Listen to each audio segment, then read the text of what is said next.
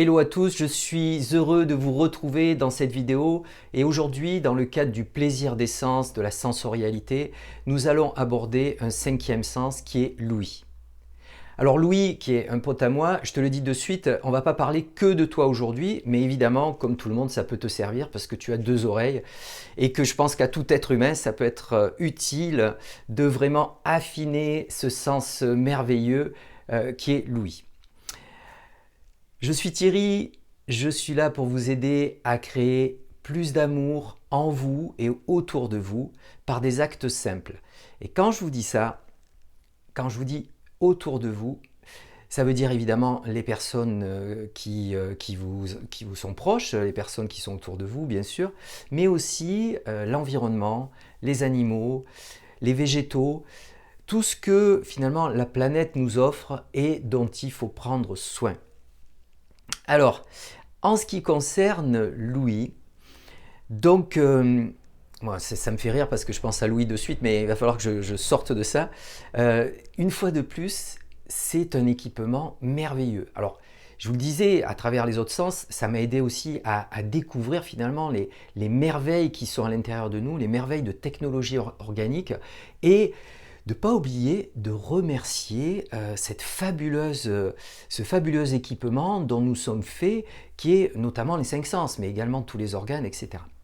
Alors, en ce qui concerne ce sens qui est l'ouïe, je vais juste vous expliquer en quelques instants de quoi il s'agit précisément. Alors, j'ai une petite fiche pour ne pas me tromper.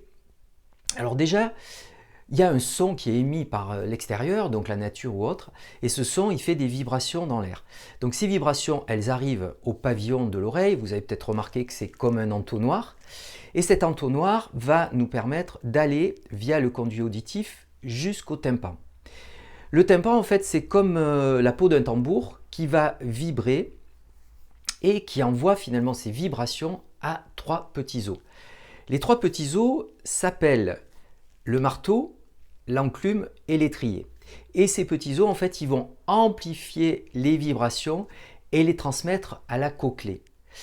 La cochlée, c'est aussi ce qu'on appelle l'oreille interne. En fait, elle a la structure d'un escargot. Et à l'intérieur, il y a des fluides qui vont bouger. Et ces fluides vont bouger et transmettre de l'information à des cellules qui ont des cils qui elles-mêmes vont conduire, via notamment le nerf auditif, vont conduire ces signaux jusqu'au cerveau qui va les décoder.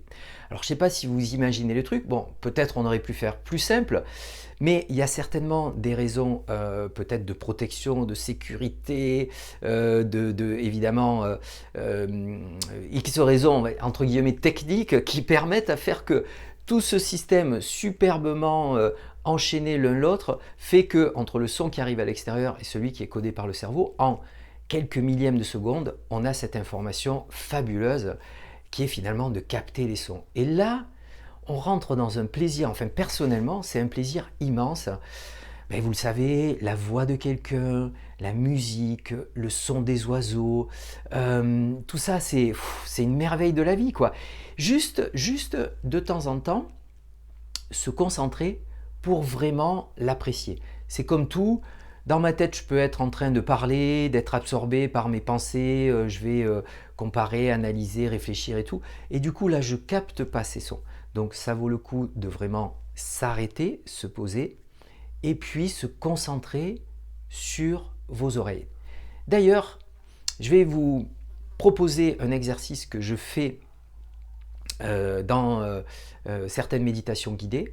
Donc je demande aux gens, alors ne le faites pas maintenant, vous le ferez après, je demande aux gens de s'installer confortablement, de fermer les yeux, et je vais leur dire, sentez, bon par exemple je commence par l'oreille droite, sentez la présence de votre oreille droite au niveau extérieur, la sensation de l'air sur votre oreille, et quand vous sentez ça, ça c'est l'oreille on va dire externe, et vous allez descendre maintenant à l'intérieur, dans l'oreille interne, et là, mettez toute votre attention pour capter les sons extérieurs. Et je vais leur dire de capter d'abord les sons qui sont dans la salle, après les sons qui sont hors de la salle.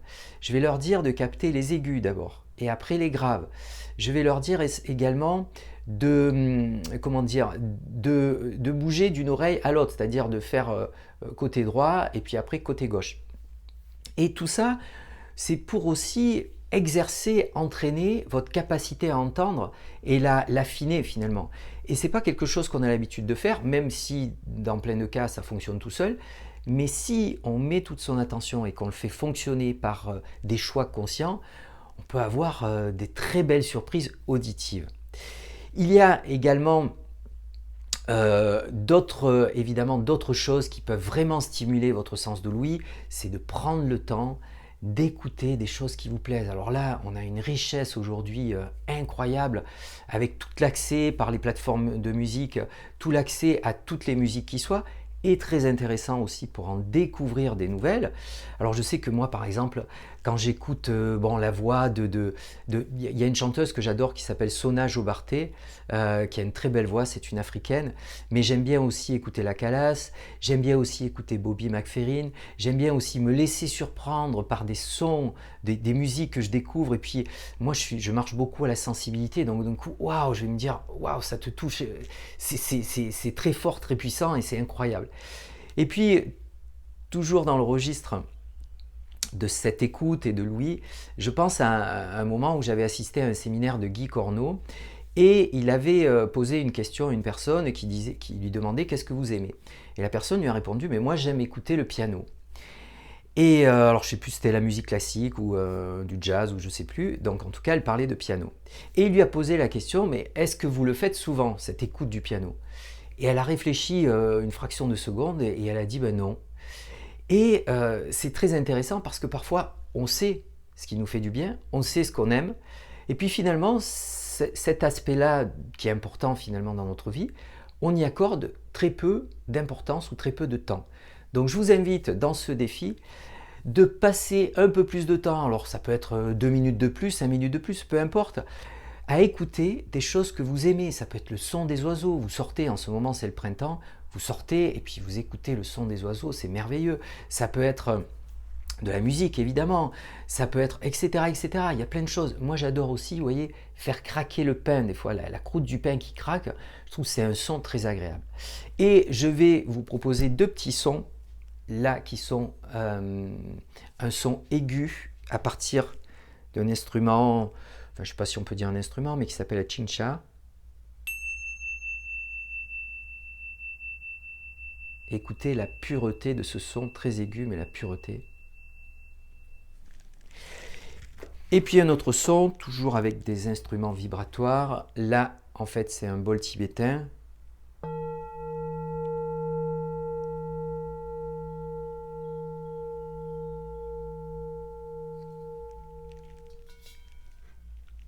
Voilà. Sur ce, je vous souhaite plein de beaux moments musicaux, auditifs, ce que vous voulez.